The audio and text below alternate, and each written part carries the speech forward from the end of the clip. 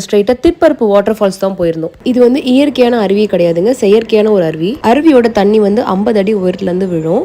But நான் குளிக்கலங்க, ஏன்னா நிறைய வந்துட்டு ஜென்ஸ் லேடிஸ்க்குலாம் தனியாக விட்டுருந்தாலுமே எனக்கு வந்து குளிக்கும் போதெல்லாம் கொஞ்சம் சேஃப்டியாக நான் ஃபீல் பண்ணலங்க. தனியாக போய் குளிக்கிறதுனால நான் வந்து அதனால குளிக்கல. ஒரு டைம் குற்றாலத்தில் வந்துட்டு நான் அப்படி தான் தனியாக போய் குளிச்சேன்னா லேடிஸ்லாம் என்ன பண்ணுறாங்கன்னா போட்டு அமுக்கிடுறாங்க. அந்த ஃபால்ஸ்க்கு அப்படியே நம்ம பின்னாடி போகிற மாதிரி இருந்துச்சு. ஒரு டைம் நான் மாட்டிக்கிட்டேன், எனக்கு ரொம்ப மூச்சு திணறலாக ஆயிடுச்சு. ஸோ அதுலேருந்து நான் அந்த மாதிரி தண்ணியிலலாம் இறங்குறதே கிடையாது. இப்போ ஃபேமிலியாக வரவங்களுக்கு தனியாக அந்த மாதிரி ஒன்றா குளிக்கலாம் அப்படின்னு ஒரு ஆப்ஷன் இருந்தால் கூட நம்ம போய் குளிக்கலாம். ஏன்னா எனக்கு வந்து தண்ணியில் பயங்கரமாக மூச்சு திணறும் அப்படின்றதுனால நான் அங்கே போய் குளிக்கல. ஸோ அங்கே வந்து ஒரு 1 hour நாங்கள் டைம் பண்ணிட்டு பக்கத்துலேயே வந்து நடந்து போகிற தூரத்தில் தான் திற்பரப்பு போட்டிங் இருக்குது. இந்த வாட்டர் ஃபால் பக்கத்துலேயே ட்ரெஸ் சேஞ்சிங் ரூம் அந்த மாதிரி எல்லாமே இருக்குங்க. மேலே படிக்கட்டு மேலே பார்த்தீங்கன்னா நிறைய கடைகள்லாம் இருக்குது. நீங்கள் பார்க்குறீங்களா, இதான் வாய்க்கா.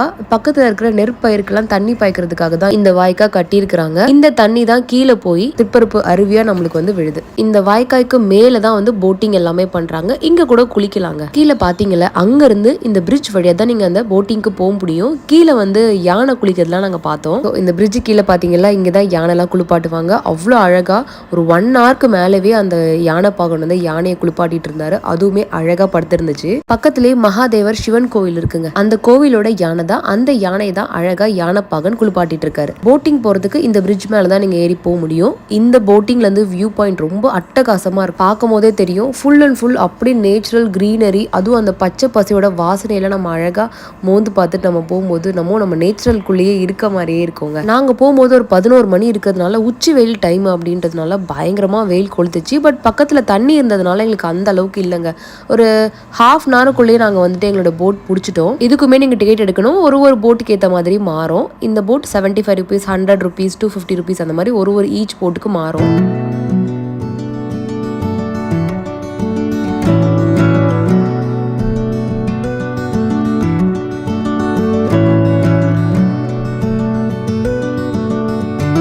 கூட குழந்தைய கூட்டிகிட்டு போகும்போது நீங்கள் ஜூஸ் அப்புறம் மோர் அந்த மாதிரி சைடில் விற்கிறாங்க. முடிஞ்சால் அதை வாங்கிட்டு பேக் பண்ணி எடுத்துகிட்டு போங்க. ஏன்னா ஒரு 20 minutes ஆச்சும் ஆகுங்க. 20 to 30 minutes ஆகுது. சுற்றி இந்த மாதிரி நம்மளை கூட்டிகிட்டு போயிட்டு வருவாங்க.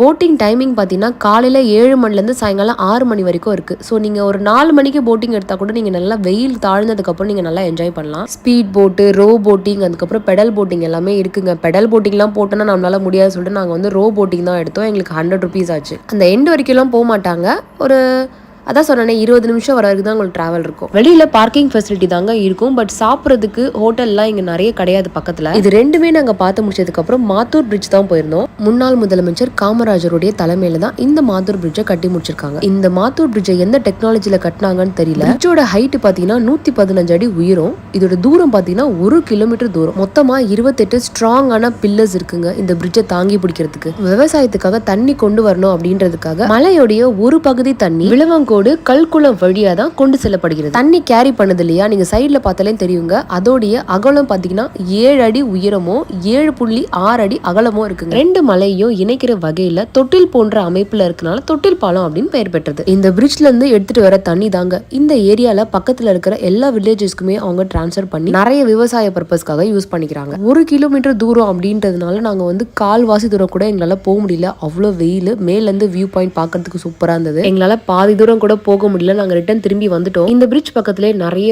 சில்ட்ரன்ஸ்க்கு பிளே ஏரியா அப்புறம் ஸ்விம்மிங் பூலா இருக்குன்னு சொன்னாங்க. பட் நாங்க பார்க்கல.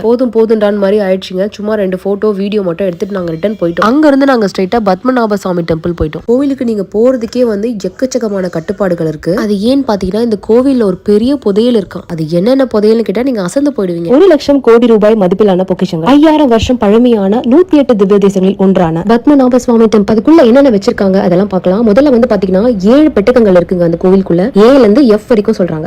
முழுக்க தங்கம், வைடூரியம், மாணிக்கம் அப்படின்னு பல பொக்கிஷங்கள் தான் இந்த கோவில்ல இருந்திருக்கு. ஃபர்ஸ்ட் A and B பத்தி பாத்துடலாம். A வந்து கோர்ட் ஆர்டர் படி 2 வருஷத்துக்கு முன்னாடி தான் ஓபன் பண்ணிருக்காங்க. A என்ற அறையில 800 கிலோ எடையுள்ள தங்க நாணயங்கள் குவிஞ்சிருக்கு. ஒவ்வொரு நாணயமும் 2.5 கோடி மதிப்புடையது. தங்கத்தாலான வைரம், வைடூரியம் பதிக்கப்பட்ட சிம்மாசனம் இருந்திருக்கு. அறை B பாத்தீங்கன்னா புராண கதைப்படி நாகபாசம் அப்படின்ற மந்திரத்தால மூடப்பட்டிருக்குங்க, சபிக்கப்பட்டது அப்படின்னு நம்பப்படுது. இந்த கதவை யாரு திறக்க முயற்சி பண்ணாலும் அவங்க இறந்துருவாங்க அப்படின்றதுனால வந்து யாருமே இந்த கதவை ஓபன் பண்ணல. அறை B ல இருக்கிற பொக்கிஷத்தை மட்டும் தோராயமா கணக்கு பண்ணி பாத்தீங்கன்னா 1 ட்ரில்லியன் வரைக்கும் இருக்கும் அப்படின்னு சொல்றாங்க. மத்த அறைகள் சில இருந்து எஃப்னு சொன்னேன் இல்லையா, அதுல வந்து ஃபுல்லாவே ஓபன் பண்ணிட்டாங்க. பாத்தீங்கன்னா ஒரு 30 கிலோ எடையுள்ள ஒரு விஷ்ணு சிலை கிடைச்சிருக்கு. தங்கத்தால் செய்யப்பட்ட நெற்கதிர்கள், அதுவும் மூட்டை மூட்டையா கிடைச்சிருக்கு. கல்யாணத்துக்குலாம் போடுவாங்க இல்லையா வெட்டிங் வேர், அந்த செயின் பாத்தீங்கன்னா 18 அடி உயரத்துல இருந்திருக்கும். அதுவும் மூட்டை மூட்டையா கிடைச்சிருக்குதுங்க. அது மட்டும் இல்லாம விலை மதிப்பற்ற மாணிக்க கற்கள், வைரங்கள், வைடூரியம் இந்த மாதிரி எல்லாம் உள்ள கிடைச்சிருக்கு. தங்கத்தால் செய்யப்பட்ட தேங்காய் ஓடுகள், அதுவும் வந்து ரூபி சஃபேஸால அலங்கரிக்கப்பட்டிருக்கு. நெப்போலியன் மற்றும் ரோமானியன் பேரரசின் தங்க நாணயங்கள், அதுல சில காயின்ஸ் பாத்தீங்கன்னா ஜீசஸ் கிறிஸ்டுக்கு முன்னாடியே செய்யப்பட்ட காயின்ஸ் அப்படின்னு மென்ஷன் பண்ணிருக்காங்க. 1200 தடிமனான தங்க சங்கிலிகள், நிறைய வந்து விலை மதிப்பற்ற கற்கள் எல்லாம் பதிக்கப்பட்டிருக்காங்க. இப்படி பல மர்மங்கள் இருந்த கோவில் தான் பத்மநாபசாமி கோவில். இந்த கோவில வந்து எக்கச்சக்க கட்டுப்பாடுகள், உங்க போன் எதுவுமே நீங்க எடுத்துட்டு போக முடியாது. குழந்தைங்க கூட ஸ்கர்ட் போட்டு போக கூடாது,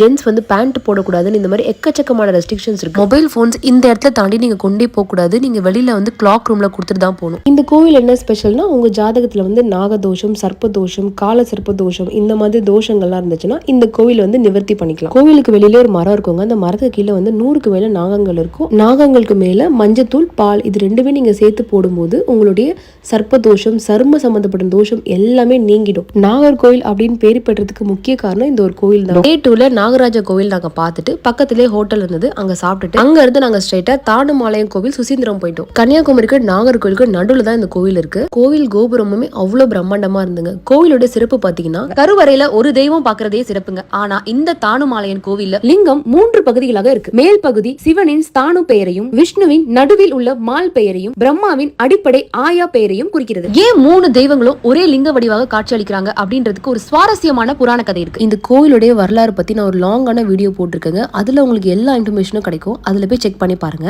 கோவில்ல மொபைல் போன்ஸ் எதுவுமே அலோட் கிடையாது. நான் ஐயர்கிட்ட கேட்டு இந்த சிலையை மட்டும் எடுத்தேன். இந்த கோவில்ல சில சுவாரஸ்யமான தகவலை தெரிஞ்சுக்கணும் அப்படின்றதுக்காக அங்கேயே நாங்க ஒரு ஐயரை கேட்டோம். அவர் இந்த சிலையை பத்தி எங்களுக்கு எக்ஸ்பிளைன் பண்ணிட்டு இருந்தாரு.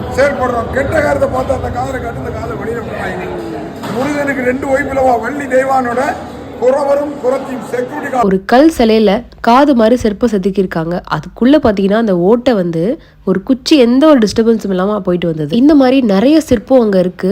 ஒரு கல்லை தட்டினா டிஃப்ரெண்ட் சவுண்ட்ஸ் எல்லாம் வந்தது. அதை கூட நான் காட்டுறேன். இது எல்லாமே கல்லு தான், ஆனா பாக்குறதுக்கு ஏதோ ஒரு இரும்பு ராடு மாதிரி தாங்க இருந்தது. சவுண்டு கூட நீங்க ஒரு இரும்பு தட்டினா என்ன சவுண்ட் வருமோ அந்த மாதிரி ஒரு வித்தியாசமான சவுண்டு ஒரு தூண்ல இருந்து வந்துச்சு. அப்புறம் இந்த நந்திங்க, இது வந்து ஃபுல் அண்ட் ஃபுல் சங்காலான நந்தி. ஆக்சுவலாக இது வந்து ஃபோட்டோக்கு அலோட் கிடையாது, நான் சும்மா தெரியாமல் எடுத்தேன். இந்த டெம்பிள் பக்கத்திலே பெரிய குளம்லாம் இருந்ததுங்க. ஸோ இங்கேருந்து பக்கத்திலே கன்னியாகுமரி இருக்கு. கன்னியாகுமரியில் ஃபர்ஸ்ட் நாங்கள் விசிட் பண்ண இடம் தான் விவேகானந்தர் பாறை. அதுக்கு வந்து நீங்கள் டிக்கெட் எடுக்கணும். ஒரு ஆளுக்கு 70 ரூபாய். இங்கேருந்து நாங்கள் போட்டிங்கில் தான் நீங்கள் போக முடியுங்க. போட்டிங்கு கிட்டத்தட்ட 1 மணி நேரம் ஆயிடுச்சு. நாங்கள் போனது ஓவர் வெயில் டைம் அப்படின்றதுனால ரொம்ப வெயில் அதிகமாக இருந்தது. கண்டிப்பாக நீங்கள் வந்து இளநீலாம் குடிச்சிட்டே போங்க. பாப்பாக்கு ஆக்சுவலாக ஃபீவரே வந்துருச்சுங்க.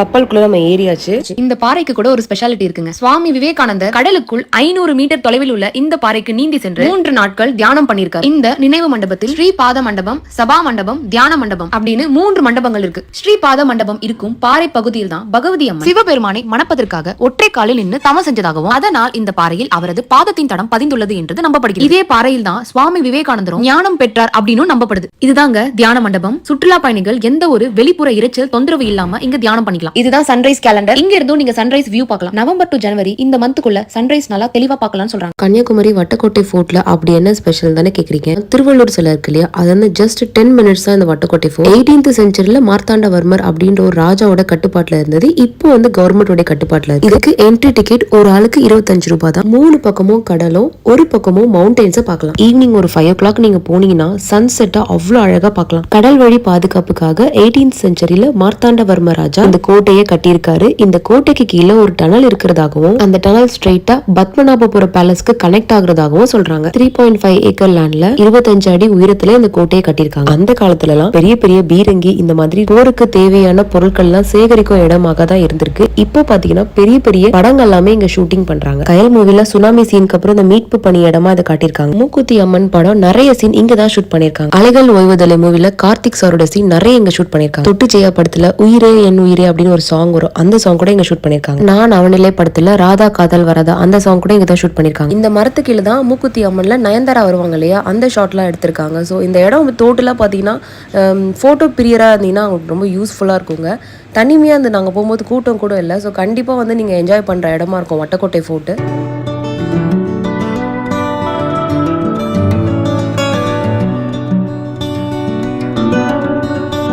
இந்த கோவிலேருந்து நாங்கள் அடுத்ததாக விசிட் பண்ணது தான் வந்து திருப்பதி டெம்பிள், பெருமாள் டெம்பிள் ஒன்று இருக்குன்னு சொல்லியிருந்தாங்க. இந்த கோவிலுமே கொஞ்சம் நல்லா டிஃப்ரெண்ட்டாக இருந்துங்க. ஓப்பன் ஸ்பேஸில் பக்கத்துலேயே பீச் இருக்கும். நீங்கள் இங்கேருந்து பார்த்தீங்கன்னா அப்படியே பீச் தெரியும். இந்த டெம்பிள்லையுமே பார்த்தீங்கன்னா மொபைல் ஃபோன்ஸ் அலோட் கிடையாது. மோஸ்ட் ஆஃப் த டெம்பிள் வந்துட்டு மொபைல் ஃபோன் அலோட் கிடையாதுங்க. ஸோ அதனால் நான் வெளியில் மட்டும் தான் எடுத்திருப்பேன். நாங்கள் போனது பார்த்தீங்கன்னா ஒரு 5:40 அந்த மாதிரி இருக்குங்க. சூரியனுடைய அஸ்தமனம் அழகாக நாங்கள் பார்த்தோம். சூப்பராக இருந்தது. ஆக்சுவலாக நாங்கள் வந்து கடல் கரையில் தான் பார்க்கணும்னு நினச்சோம். எங்களால் பார்க்க முடியல. இந்த கோவில் வந்து வியூ ரொம்ப அழகாக இருந்தது. கோவிலோட கொடிமரம் எல்லாமே வெளியில் தான் இருக்கும், கோவிலுக்குள்ளே இருக்காது. கோவிலே பார்த்தீங்கன்னா ஒரு ஓப்பன் ஸ்பேஸாக தாங்க இருக்கும். ஒரு கூரை எதுவுமே இருக்காது. நாலா பக்கமும் காற்று சிலு சிலுன்னு அடிக்கும். 360 டிகிரி நான் காட்டுறேன் பார்த்தீங்களா. அப்படியே இந்த பக்கம் வந்துட்டு பீச் தெரியும். ரொம்ப அழகாக இருந்தது. கோவில் ரொம்ப ஹைட்டாக, ரொம்பவே மனசுக்கு வந்து நிம்மதியாக இருந்ததுங்க இந்த கோவிலுக்குள்ளே போயிட்டு வரும்போது. பாலாஜி டெம்பிள் தான் இது.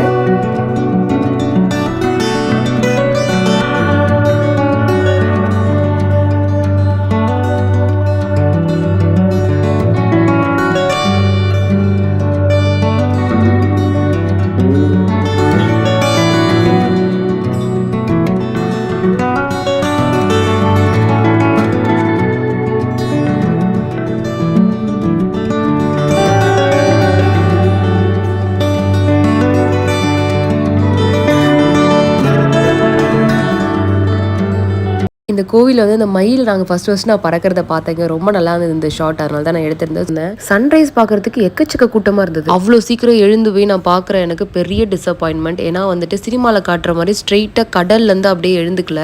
இந்த மாதிரி நிறைய மேகங்களுக்கு நடுவில் தாங்க எழுந்துச்சு. சூரியன் ரைஸ் ஆச்சு. ஸோ எனக்கு வந்துட்டு ரொம்பவே இதுவாகிடுச்சு. நானும் வந்து ஷார்ட் எடுக்கலான்னு பார்த்தேன். இப்படி தான் எனக்கு ஷார்ட் கிடச்சிது. சன்ரைஸ் தான் சொதப்பிடுச்சு. சரி சன் செட்டாவது பார்த்துக்கலான்னு சொல்லிட்டு நாங்கள் அங்கே வந்து கிளம்பிட்டோம். அங்கேயே ஒரு ஹோட்டலில் சாப்பிட்டுட்டு பக்கத்துலேயே பகவதி அம்மன் டெம்பிள் போயிருந்தோங்க. எக்கச்சக்க ஃபார்மாலிட்டிஸ், மொபைல் ஃபோன்ஸ் எதுவுமே கொண்டுட்டு போக முடியாது. அம்மாளுடைய மூக்குத்தி அப்படியே ஜொலிக்கும். குமரி அம்மனுடைய வரலாறு என்னோட சேனல்ல டீட்டெயிலாக நான் போட்டிருக்கேன். எல்லா வரலாறுடைய வீடியோ இந்த வீடியோக்கு கீழே டிஸ்கிரிப்ஷன்ல அவைலபிளா இருக்கு. பகவதி அம்மன் கோவில் பார்த்துட்டாங்க. திரிவேணி சங்கமும் வந்துட்டோம். இது வந்து பாத்தீங்கன்னா 3 கடலும் வந்து சங்கமிக்கும் இடம். இந்த கடல்ல தான் பாத்தீங்கன்னா மணல்கள் வந்து இந்த கரை ஓரத்துல கலர் கலரா இருக்குமாங்க. அதுக்கு ரீசன் பாத்தீங்கன்னா அம்பாள் வந்து கோவத்துல சிவபெருமான கல்யாணம் பண்ணிக்க முடியல, சிவபெருமான் கல்யாணத்துக்கு வராம ஏமாத்திட்டாரு அப்படின்றதுனால கல்யாணத்துக்கு செஞ்சு வச்ச இந்த பூ பழம் அதுக்கப்புறம் இந்த சாப்பாடு எல்லாமே தூக்கி எரிஞ்சிட்டாங்களா. ஸோ அதனால தான் இந்த மணல் எல்லாமே கலர் கலரா இருக்கும். நீங்க பார்த்தாலே தெரியும். 3 கடலும் சங்கமிக்கிற இந்த கடல்ல குளிச்சுட்டு போறது அவ்வளோ நல்லது அப்படின்னு சொல்றாங்க. இந்த இடத்துல வந்து நிக்கலாமான்னு தெரியலங்க. பட் வீடியோ போட்டோ எடுக்கிறதுக்கு ரொம்ப அழகா இருந்துச்சு இந்த இடம். திரிவேணி சங்கமத்துல வந்து நாங்க நல்லாவே ரொம்ப நேரம் டைம் ஸ்பெண்ட் பண்ணிட்டு ஈவினிங் சன்செட் பார்க்கலாம் அப்படின்னு போயிட்டு சன்ரைஸ் பார்க்கணும்னா வேற வியூ பாயிண்ட், சன்செட் பார்க்கறதுக்கு வேற வியூ பாயிண்ட். ஒரு நாள் காலைல பத்மநாபபுர பேலஸ் போயிட்டோம். பத்மநாபபுர பேலஸ் 400 ஆண்டு பழமையான இந்த அரண்மனை தான் ஆசியாவின் மிகப்பெரிய மரத்தாலான அரண்மனை. சுமார் 5 ஏக்கர் பரப்பளவில் 15 மாளிகைகளை உள்ளடக்கிய இந்த அரண்மனையில் மெய் சிலிர்க்கும் வகையில வடிவமைச்சிருக்காங்க. இதான் மந்திர சாலை. ராஜாக்கள் மந்திரிகளோடு முக்கியமான கூட்டம் அமைக்கும் இடம். ராஜா பயன்படுத்திய சப்ரமஞ்ச கட்டு மூலிகை மர துண்டுகளால் ஆனது. அம்மாரி முகப்பு சாளரம், அரண்மனைக்கு வெளியில் நடக்கும் தேரோட்டம், அந்த மாதிரி விசேஷங்கள்லாம் இங்க இருந்து பாப்பாங்க. அன்னதான கூடம் 2000 பேருக்கு மேல தினமும் சாப்பாடு வழங்கப்பட்டிருக்கு. அரண்மனையோட தனித்துவமான ஒரு விஷயம் என்னன்னா, உள்ள இருந்து வெளியில பார்க்கலாம், ஆனா வெளியில இருந்து உள்ள என்ன நடக்குதுன்னு பார்க்கவே முடியாது. மணிக்கூண்டு அந்த காலத்துல இங்க கேட்கும் கடிகார மணியின் ஒளி 3 கிலோமீட்டர் தொலைவிலும் கேட்குமா. அரண்மனையோட என்ட்ரி ஃபீஸ் பாத்தீங்கன்னா பெரியவங்களுக்கு 40 ரூபாய், சின்னவங்களுக்கு 10 ரூபாய். டைமிங் காலையில 9 மணில இருந்து சாயங்காலம் 4:30 மணி வரைக்கும் இருக்கு. அரண்மனையில பொதுவா லைட்டே யூஸ் பண்ணலங்க. நிறைய ஜன்னல்கள் வச்சு காத்தோட்டமா அமைச்சிருக்காங்க. இந்த பேலஸ் வந்துட்டு முழுக்க ராஜாக்கள் மட்டுமே பயன்படுத்திருக்காங்க. அதுவும் இல்லாம வேலை செய்யற ஆட்களும் பயன்படுத்திருக்காங்க. அந்த அளவுக்கு வந்துட்டு பெரிய பேலஸ் இது.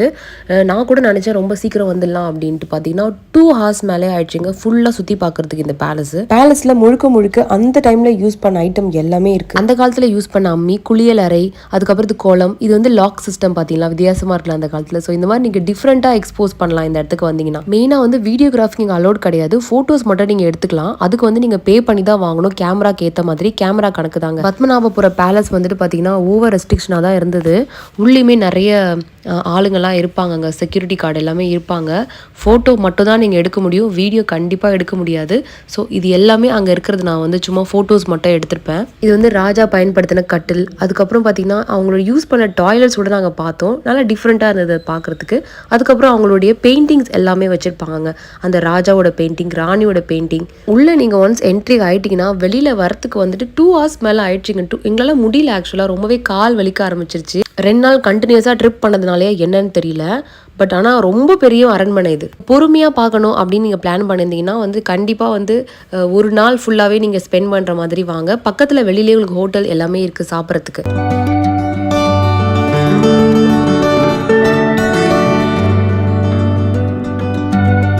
ஒரு வழியாக நாங்கள் வெளியில் வந்து பக்கத்தில் சாப்பிட்டோங்க. சாப்பிட்டுட்டு நாங்கள் ஸ்ட்ரைட்டாக என்ன போயிட்டோம்னா சிதறல் மவுண்டெயின் போயிட்டோம். பார்த்தீங்கன்னா ரொம்ப முடியல எங்களுக்கு. பேலஸ்லேயே கிட்டத்தட்ட 3 hours ஸ்பெண்ட் பண்ணிட்டோம்ல, நடக்க முடியல. அதுக்கப்புறம் பார்த்தீங்கன்னா எங்களுக்கு உட்காரவே இல்லை கொஞ்சம் கூட. ஸ்ட்ரைட்டாக நாங்கள் வந்து ட்ரெக்கிங் பண்ண ஆரம்பிச்சு சிதறல் மவுண்டெயினில். இது வந்து கிட்டத்தட்ட ஒரு 1.5 மணி நேரம் நம்ம மலைக்கு மேலே ஏறணும். கூட்டம் கூட அவ்வளோவா கிடையாது, பட் செக்யூர்டாக தான் இருந்துச்சு இடம். ஒரு வழியாக நாங்கள் மேலே ஏறிட்டோம். மேலே பார்த்தீங்கன்னா இந்த மாதிரி ஒரு பெரிய மரம் இருந்துச்சுங்க. அந்த மரத்துக்கீழே வந்து அம்மானுஷமாக ஒரு தாத்தா உட்காந்துருந்தாரு. அவர் யாருன்னு தெரியல. இவ்வளோ கஷ்டப்பட்டு பார்த்தீங்கன்னா வியூ பாயிண்ட் இப்படி தாங்க இருக்கு. மஞ்சுமேல் பாய்ஸ்க்கு அப்புறமா இந்த மாதிரி ட்ரெக்கிங் போறதுலாம் கொஞ்சம் பயமா தாங்க இருக்கு. நாங்க வேற விவரம் தெரியாம அந்த பாடடைஞ்ச மண்டபம் இருக்குல்ல, அதுக்குள்ள என்னோட குழந்தையெல்லாம் உள்ள விட்டாங்க. இப்ப நினைச்சா பயமா இருக்குது. பாருங்க, பயமே தெரியாம இப்ப டான்ஸ் எல்லாம் ஆடிட்டு இருக்கோம். மேல டாப் வியூ பார்த்துட்டு கீழே எட்டி பார்த்தோம்னா உங்களுக்கு தெரியும் சூப்பரா ஒரு கோயில் ஒன்று இருக்கும். அதுதான் பகவதி அம்மன் கோவில். பட் நாங்க போகும்போது க்ளோஸா இருந்தது. பட் கோவில் பாத்தீங்கன்னா ரொம்ப அழகா இருந்ததுங்க. இந்த பாறையில தண்ணி ஊறிட்டே இருக்கான், எங்க இருந்து வருதுன்னு தெரியல. அந்த சுனை நீர் தான் அது. மறுநாள் காலையில இது பக்கத்துலேயே வந்துட்டு ஒரு ஃபேமஸான ஒரு முருகன் கோயில் சொன்னாங்க. முருகன் குன்றம் அப்படின்ற ஒரு முருகன் கோயில் தான் நாங்கள் போயிருந்தோம். முன்னாடி பார்த்தீங்கன்னா இது வந்து கோவில்லாம் கிடையாது, ஒரு செதஞ்சு போன ஒரு கோட்டையாக தான் இருந்திருக்கு. 1971 தான் வந்து இந்த கோட்டையிலேருந்து செம்பினால் செய்யப்பட்ட ஒரு முருகனுடைய வேல் ஒன்று பெருசாக கிடைச்சிருக்கு. அதுக்கப்புறமா இந்த வேலை வந்து எடுத்து மக்கள் வந்து கும்பிட ஆரம்பிச்சதுலேருந்து அவங்க கஷ்டம் எல்லாமே தீர்ந்து போனதுனால மக்கள் கூட்டம் அதிகரிச்சு தாங்க போயிட்டு இருக்கு. இந்த கோவிலுக்கு ஆண்டுதோறும் நிறைய மக்கள் வந்துட்டு இருக்காங்க. சித்ரா பௌர்ணமி அன்னைக்கு நிலா சோறு, அன்னதானம் இந்த மாதிரி சிறப்பாக இந்த கோவில் நடைபெறும். நிறைய பேர் வந்து அமைதியை தேடி தாங்க கோவிலுக்கு போவாங்க. அந்த மாதிரி ஒரு அமைதியான ஒரு இடம் தான் இந்த கோவில். மேலேருந்து பார்த்தீங்களா வியூ பாயிண்ட் இப்படி தான் இருக்கு. கோவில் மேலேருந்து தான் நான் வீடியோ எடுத்திருக்கேன். மெயினாக இந்த மாதிரி ட்ராவல் பண்ண டைம்லாம் வந்துட்டு நம்ம நிறைய டீஹைட்ரேட் ஆகிடுவோம், நீர்க்கடுப்பு மாதிரி வந்துருவோங்க. ஸோ அதனால் வந்துட்டு முடிஞ்ச அளவுக்கு இளநீலாம் நிறைய குடிச்சிட்டு தான் நான் போவேன். இல்லைனா எனக்கு அடிவயிறு பயங்கரமாக வலி எடுக்க ஆரம்பிச்சிடும். இப்படி தான் இருக்கும். ரோட்ஸ்லாம் பாருங்கள், ரொம்பவே அழகாக இருக்குது. இதுதான் என்னோட பாட்டி வீடு. பழமையான ரொம்பவே ஒரு 100 years ஓல்டுங்க இந்த வீடு. ஆனால் ஒரு பேட் நியூஸ் என்னென்னா, ஆக்சுவலாக பாட்டி உடம்பு சரியில்லை தான் நாங்கள் போய் பார்க்க போயிருந்தோம். கடைசியாக எங்களை பார்த்ததுக்கப்புறமா ஒரு 4 monthsலேயே வந்து பாட்டி தவறிட்டாங்க. சின்ன வயசில் வந்து எங்கள் அப்பா வாழ்ந்த வீடுங்க. ஸோ எங்கள் அப்பாவோட ஃபோட்டோ இது. நிறைய பேர் கேட்டிருந்தாங்க பாட்டி வீட்டில் ஏன் தங்கலை அப்படின்னு. பார்த்தீங்களா உங்களுக்கே தெரியும், இங்கே தங்க முடியாதுங்க. ஆக்சுவலாக குழந்தைங்களை வச்சு சத்தியமாக தங்க முடியாது. ஃபேன் எல்லாமே ரிப்பேர் ஆகி எதுவுமே ஓடாமல் இருந்தது. இப்போ நீங்கள் பார்த்த இடம் தான் முற்றம். இங்கே வந்து மழை தண்ணி எல்லாமே சேர்த்து வச்சுப்பாங்க. அதுக்கப்புறம் வந்து அங்கே தான் குளிப்பாங்க. இது வந்து கிச்சனுங்க. கிச்சன்லாம் கொஞ்சம் நல்லா ஸ்பேஷியஸாக தான் இருக்குங்க. இப்போ தான் இந்த அளவுக்கு அப்கிரேட் ஆயிருக்கு. இதுக்கு முன்னாடி பார்த்தீங்கன்னா பழைய கிச்சன் கீழே இருக்குங்க. அங்கே வந்து பார்த்தீங்கன்னா விறகடுப்பு தான் வச்சிருப்பாங்க பாட்டி. இப்போ லேட்டஸ்ட்டாக ஒரு 10 yearsக்கு வரைக்கும் தான் கேஸ் அடுப்பில் சமைக்கிறாங்க. அவங்களுக்கு வந்துட்டு பார்த்துக்கிறதுக்கு ஒரு ஆள் போட்டிருக்கோங்க. அவங்க தான் பாட்டியை பார்த்துக்கிறாங்க. பார்த்தீங்களா ஓல்டு கிச்சனில் இருக்கிற விறகடுப்பு. முன்னாடி இங்கே ஒரு பெரிய புளிய மரம்லாம் இருக்கும். புளியம் பழம்லாம் எங்களுக்கு ஊருக்கு கொடுத்து விடுவாங்க. காட்டு புளி மாதிரி நல்லா மீன் குழம்புக்கு சூப்பராக இருக்கும். இங்கே ஃபுல்லாகவே காம்பவுண்ட் போகிறதுக்கு முன்னாடி நாங்கள் இங்கெல்லாம் விளையாண்டுருக்கோங்க. ஊஞ்சல் கட்டி பெருசாக ஜாலியாக விளையாடுவோம்.